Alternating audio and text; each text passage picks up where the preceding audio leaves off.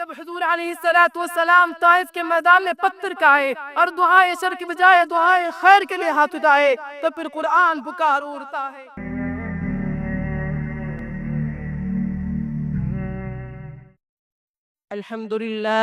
الحمد لله رب العالمين، والصلاة والسلام على سيد الأنبياء والمرسلين وعلى آله وأصحابه أجمعين.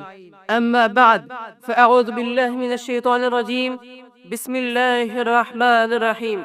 لقد كان لكم في رسول الله أسوة حسنة. صدق الله العظيم. انتہائی واجب الاحترام قابل قدر علماء کرام اور السنہ کے مسابقتی پروگرام میں آنے والے معزز مہمان نگرامی، آج کی اس تقریر میں بندہ جس موضوع پر لب کشائی کرنے کی جسارت کر رہا ہے وہ ہے سیرت رسول۔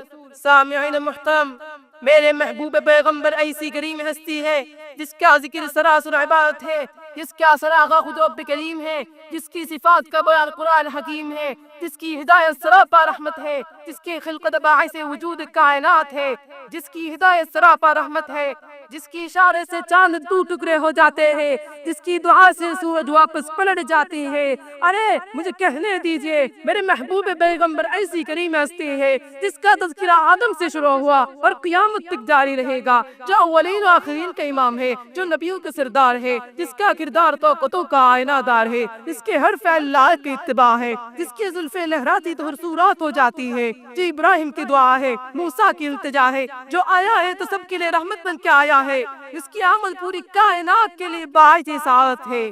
سامعین محترم، میں آج سے 1400 سال پہلے خود کو تاریخی تناظر میں لے جاتا ہوں تو کیا دیکھتا ہوں؟ جزیرہ نما عرب پر انسانوں کا خون پانی کی طرح بہایا جا رہا تھا، عورت کو پاؤں کی جوتی اور شرافت و حیا کی کمزوری سمجھا جاتا تھا۔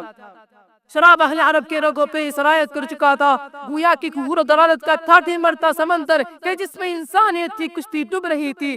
ایسے عالم میں رحمت خداوندی کو جوش آیا اور اس دنیا میں پھر اوس روز ہوا جس سے مکہ کی شب کی تاریکی اور رفتہ کافور ہوتی گئی۔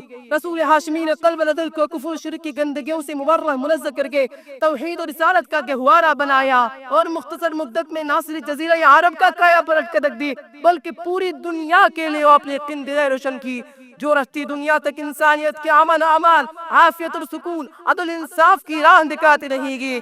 سامعین محترم، توجہ کرنا، میں اس مختصر سے وقت حکم نبی کے کس موضوع پہ کس پہلو پر نظر ڈالوں۔ میرے محبوب پیغمبر کی آمد سے اس دنیا میں کیسے انقلاب برپا ہوا ہے، اس کا فہرست بہت طویل ہے۔ سامعین محترم، انقلاب کیوں برپا نہ ہو جبکہ میرے نبی حضور علیہ السلام زندہ دفن ہونے والی بیٹیوں کو رحمت قرار دیے اور ماؤں کے قدموں تلے جنت رکھ کر انقلاب برپا کرے تو پھر قرآن بول اٹھتا ہے وَمَا أَرْسَلْنَاكَ إِلَّا رَحْمَةً لِّلْعَالَمِينَ۔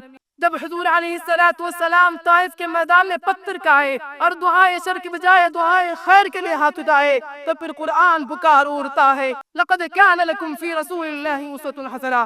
جب حضور علیہ السلام چچا امیر حمزہ کے قاتل کو معاف کرے اور فتح مکہ کے موقع پر عام معافی کا اعلان سنا کر حسن سلوک انسانی کو معتبر کر کے انقلاب برپا کرے تو پھر قرآن پکار اڑتا ہے وَإِنَّكَ لَعَلَىٰ خُلُقٍ عَظِيمٍ۔ انقلاب کیوں نہ آتا؟ میں سیاست کی بات کروں تو حضور علیہ السلام جب اسلام کا پہلا خزانچی مقرر کرنے جائے تو اہل بیت کے نہیں بلکہ ایک کالا غلام بلال حبشی کو اسلام کا پہلا خزانچی مقرر کرے۔